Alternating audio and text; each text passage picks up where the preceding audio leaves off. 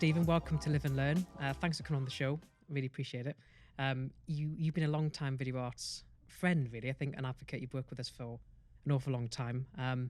We always say our guests are L&D royalty, but I think using a football analogy, I'm a big Newcastle fan. You're a big Ipswich Town fan. Yep. For those people that are interested in that, probably a lot of people maybe aren't. But I always, in football, there's a saying, put your medals on the table. And I think we always talk about your awards you've got. So I think just looking at some of the stuff, L&D Team of the Year for the Training Journals Awards, you won? Yep. So yeah, we did. We won an award at the Co-op for Learning and Development Team of the Year, which we were really very proud of. That was based on the creative work that the team did, very small budget and really high impact. So yeah, a great piece of work and a lovely accolade for the team there. And then also you were nominated for L&D Professional of the Year, weren't you, as well? And I was there for the awards evening then. Yes, you were indeed, yes. And I was very, very pleased to get a bronze award there. And I was very happy for the winner when they walked away with their gold award. For everyone listening, he was very gracious. Yeah, it was a great night. And again, really, my team nominated me, so it was really nice for that to happen. And just, a bit of a good pat on the back from the team. And the team as well, a couple of years before, we won an award, also a gold award for our leadership development program as well at the TJ Awards. So, absolutely, and I think that's where I think your expertise with all of our listeners will be really useful. I'm going to focus today's episode on building a leadership program, what to do, how to do it, how to succeed. Yeah. I think some of your expertise you've shared there, you're really well placed to share some of those kind of top tips. I guess just to start really, going back to basics, so people might be listening in who are doing it for the first time or building a program from scratch, a new role perhaps. Where do you start? You've obviously built quite a few leadership programs before at the Co-op, and then you've obviously got your new role as well. Yeah, so at the Co-op, we built and delivered and designed a leadership program. Obviously, as I said, it won a national award, but like these programs often do, from my opinion, you need to start with really senior buy-in. Yeah. And in this case, it was buy-in from the CEO, the joint CEOs at the Co-op, making sure you've got the support and backing from them to make this happen. Yeah, a bit different where I am now because I'm a little bit more distant from the CEO, but the same principle applies. Lots of work in talking to and working with the vice presidents across the business. Yep. And again, the original proposal for the leadership framework and leadership program straight into the CEO. And it really does make a huge difference. Right. Yep. That would be a definite start point that I would suggest. Yeah, so you almost start with that before you even think about anything to do with the program itself, or do you kind of map the business need first and then get the buy-in, or what's that relationship? It's like chicken egg a little bit, isn't it?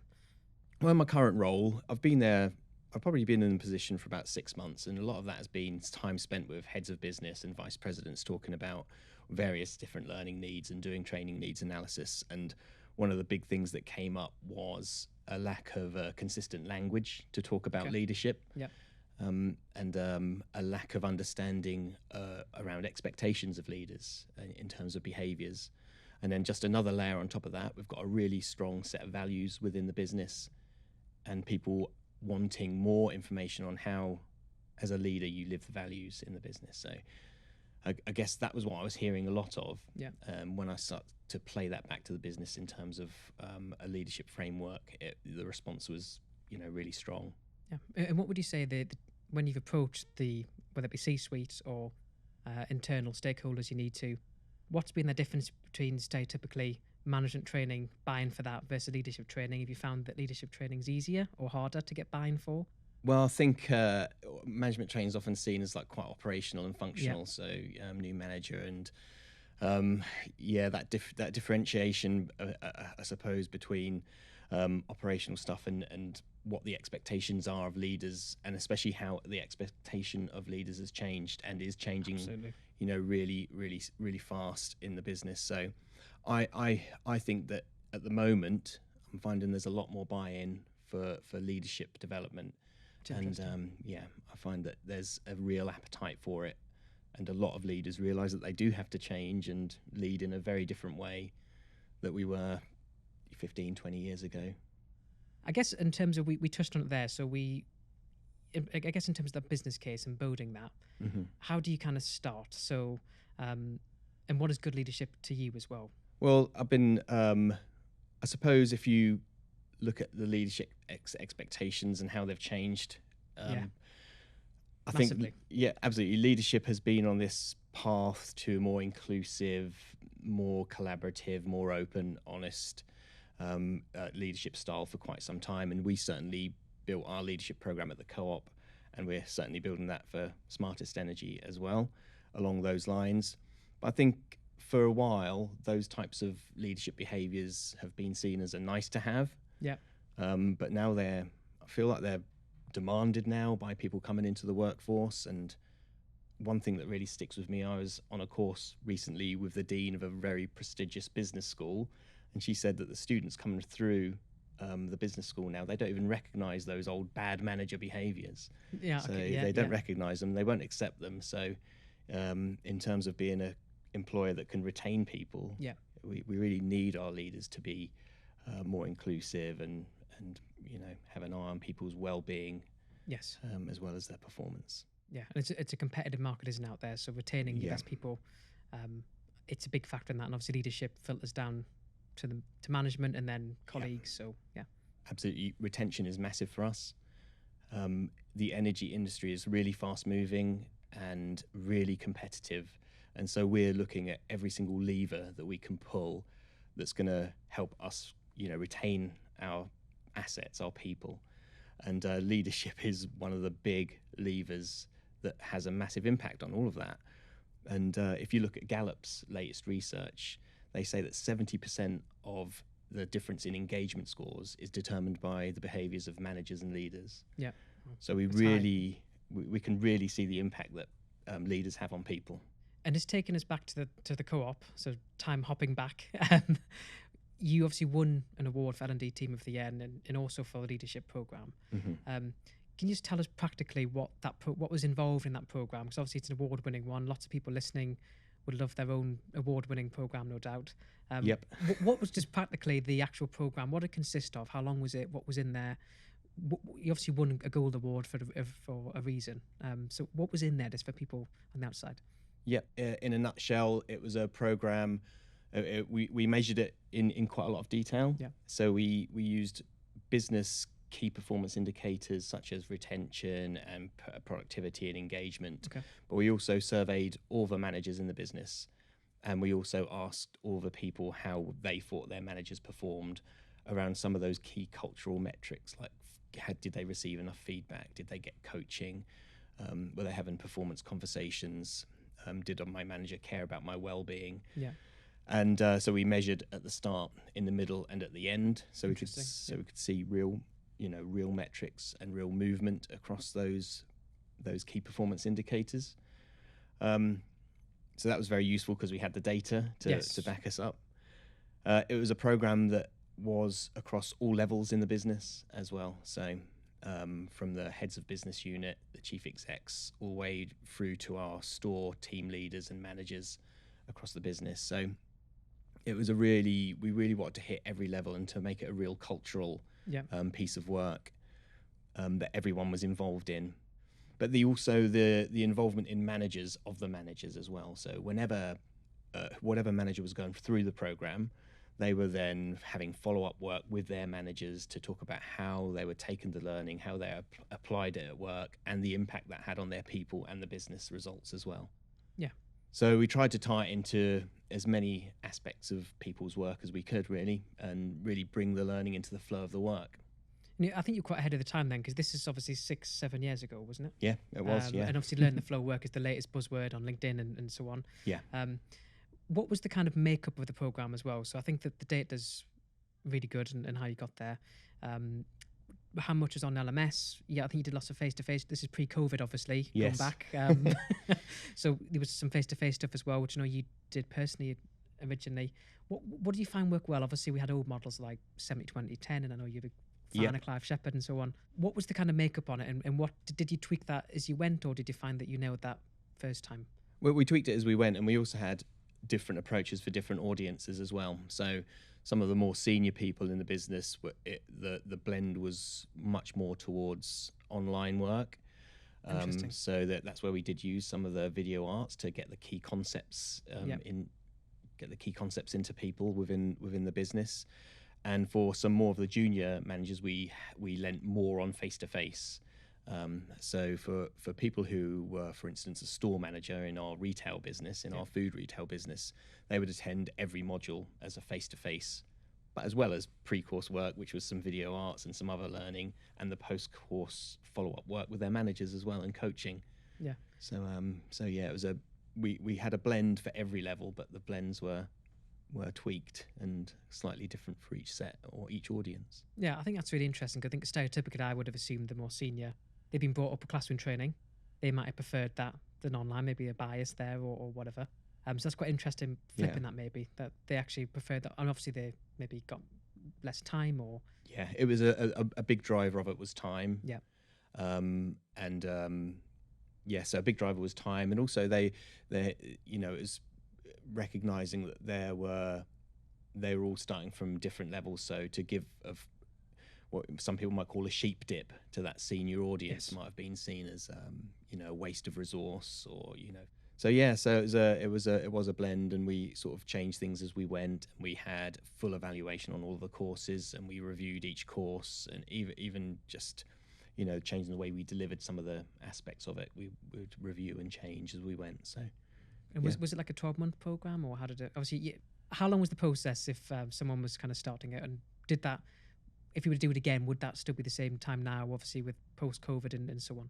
I think in terms of the main rollout, it lasted about 1 year for those branch managers, and we tended to have, and it did flex slightly, but we tended to have 1 month to focus on one subject. So, for instance, if we were focusing on coaching skills for a manager, we'd have a month across the whole business where we were focusing on that. So the pre-learn, the face-to-face workshops would all happen in that month, and the follow-up work and the assessments would all happen. So that was to allow time for people to embed the learning and to practice. And for those manager sessions, the managers also nominated people for awards. But then I think once we'd done the initial first cohort, if you like, then it was a little bit more of an ongoing feast, and had less structure. So a new manager coming into the business could just attend the courses, in their own order. And what was so it sounds like it's 12 months program. There's probably 12 themes or modules, or one a month roughly. It ended up being about 8 modules actually. Yeah. So it was probably more than just over 1 month between. And sometimes we have really busy periods where we wouldn't have so much training happening. Yes. So around Christmas time, we don't do any training in the retail business there. And as you find in most sectors, in the energy sector, they have 2 months of the year where we do a massive turnaround of customers, and when the billing periods change over, so we absolutely relax the training there. So so I think it's good. You got the flow of the business, so you need to map that to that as well. You can't force things. Absolutely. People need to be engaged, and part of that is having the headspace to do it as well, isn't it? Yeah, definitely. I won't test you on all 8, but could you give us a flavour of what the kind of those themes were? Just some of them, maybe. Yeah, I mean, there were some that were more functional, like time management and things like that. But there were quite a lot that were bigger cultural changes for us, like manager as coach, so coaching, feedback, setting expectations, and sharing vision. So yeah, there were quite a lot of those back then. I'm thinking back, but surprisingly, if we ran it back now, we'd probably have a whole module on DE&I. That's my next question. I was going to say, so that's obviously, that was 6 or 7 years ago, and I know in your current role at Smartest Energy, you're planning one right now, I think, a leadership program. What's changed? So you obviously had a 12-month program there. It was blended. Mm-hmm. You kind of split it depending on role and so on, and you had some key themes. What's the same and what's different now? You're planning this one, obviously 6 or 7 years on. You had an award-winning program, but obviously lots changed since then. Obviously COVID, remote working, the pandemic, expectations, I think, and the war for talent and what people expect from their employers probably changed as well. Yeah, I think so, and we're using more external sort of benchmarking this time round, and to sort of future-proof and looking at the future of work. So we're using quite a lot of data from Gallup this time round to look at what the leaning on their data and their research to say what the key competencies are now and in the future. Another thing that's different is that we are working with we have a DE&I manager. So we're working with them to, when we talk about the different behaviours that we want to see. So, we think that inclusivity is a set of behaviours, again, that need to be displayed by managers and actually every colleague. So when we build the framework, a leadership framework, we want to make sure those behaviours really come through and, are front and centre of the framework. So yeah, that's a little bit of a different approach this time. So we're probably not going to have a structured program either. So it's going to be a framework that everybody can access, and then self-paced learning to work on whatever aspect that people feel that they need to work on at that point. So very much more personalised learning pathways. Yes. And there's some of that, I guess, I'm not sure what your policy is with office versus work from home as well. Maybe is it hard? Have you found that harder? Whereas 6 years ago, it was probably a given. Maybe people were in certain days, and you were, as a training team, you had them for that available. Whereas obviously now things are a lot more flexible. Has that changed when you're building a program, having to factor that in? Yeah, absolutely. And we have a hybrid model. So we have the model we use at the moment is 2 days in the office and 3 days out of the office, and you can choose a month to work anywhere in the world. It's more difficult to get people together. So that's driving us down the route of making sure we've got a flexible approach to how people access the learning. In fact, while I was at the Co-op, we went through COVID, and we took the know-how, the award-winning program, and the team turned that into a completely virtual program as well. So I've got a bit of experience in the work that needs to go into that. Brilliant. And I think in terms of I think the program, that's a really good insight in terms of what's included. And I think you've already talked really nicely about metrics, and I think has that changed when you're assessing this program now as well? You said you have some benchmarking, there's more external benchmarking. At the Co-op, you said you would have some data before, during and after. Is that still the best way to go? Because obviously the key thing now in L&D, there's a lot more focus on proving the investment and the difference is made. Would you still approach it the same way, or are you still? In some ways, we will be approaching it in the same way. For the program that we're rolling out now, we are proposing that we'll have a 360-degree survey of our leadership, so to get some real data on our leadership's capability, and then we want to take the leadership framework and make that a part of ongoing performance discussions for managers and for all colleagues. So it's more about a cultural change and making that part of everyday performance. So of all those other measures, you need to have your eye on those as well. So we'll be tracking engagement, our diversity survey, and all those other key metrics that I talked about before. Retention, mobility are huge for us. So we'll be having close tabs on all of that. And I think engagement's always an interesting one. Is it? Some people it clicks on LMS on a course, it's engagement surveys. What do you think the best way to track engagement is? Because I think it can be quite woolly sometimes. We need to say engagement. It's quite it's a really broad. Interesting question. So and I'm by no means an expert in employee engagement, but we survey regularly, quarterly. I think that you get a much better pulse, a much better idea of engagement that way, than just doing it as a yearly thing. But like any of these things, it's not really how you survey, but what managers do with the data. So for us, I think it's whether it's the DE&I or the engagement survey, it's how managers take that, how they apply what they know as leaders and those leadership behaviours, and how that can have an impact on engagement. So I think something I want to touch on before we came on air, we were doing our dry runs, and we don't just throw this stuff together, everybody. I guess what I was interested to pick up on, there's lots of change in leadership since the principles and so on. The Co-op, you had 4,000 colleagues. It's quite a big business, but UK business. You had lots of internal sub-businesses, I guess, you've touched on. Where you are now, there's about 600 employees, is that right? That's right. Growing fast, though. Yes, growing fast.